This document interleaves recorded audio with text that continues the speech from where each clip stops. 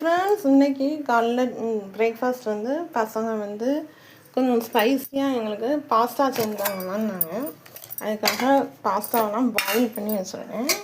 இது வந்து பட்டரு ஃப்ரிட்ஜில் இருந்து எடுத்து வச்சுருக்கேன். ரொம்ப சூடாக இருக்கும்.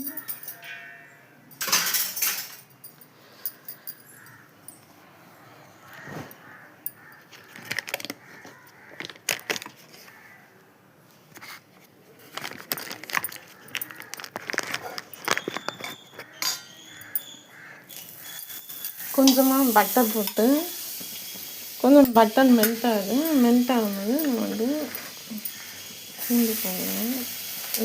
இந்த பட்டரோட பூண்டு போட்டு வதக்கும்போது ஸ்மெல் வந்து ரொம்ப சூப்பராக இருக்கும். இந்த அரோமா வந்து ரொம்ப நல்லா இருக்கும்.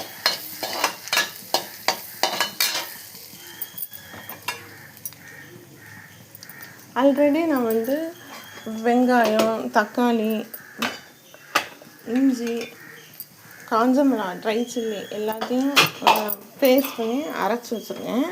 அப்புறம் இது வந்து கொஞ்சம் நல்லா வதங்கினோன்னே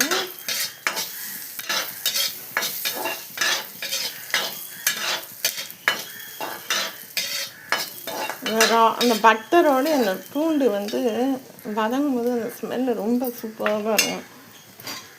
இப்போ நான் வந்து பேஸ்ட்டு எல்லாமே போட்டு அரைச்சி வச்சுருக்கேன் ஆல்ரெடி.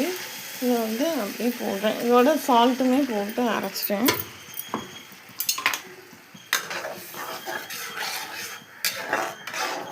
ரா ஸ்மெல் போகணுன்னு இந்த பாஸ்தாவை போட்டு அப்படியே கிளறிடணும். அவ்வளோதான். ரொம்ப ஈஸி, ஆனால் பயங்கர டேஸ்ட்டாக இருக்கும்.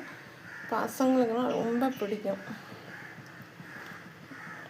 எங்கள் வீட்டில் எங்கள் பசங்களுக்கு வந்து ரைஸே பிடிக்காது. அது அவங்களுக்கு வந்து இந்த மாதிரி வெரைட்டியாக பாஸ்தா, அப்புறம்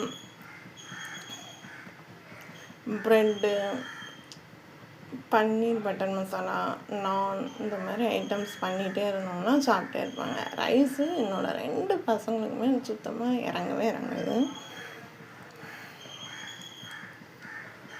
ஸ்பகட்டி, நூடுல்ஸ் இந்த மாதிரி தான் அவங்க வந்து ரொம்ப லைக் பண்ணி சாப்பிடுவாங்க. நான் தான் அவங்கள கம்பல் பண்ணி நம்ம பாரம்பரியம் ஃபுட்டெல்லாம் பழக்கிட்டுருக்கேன்.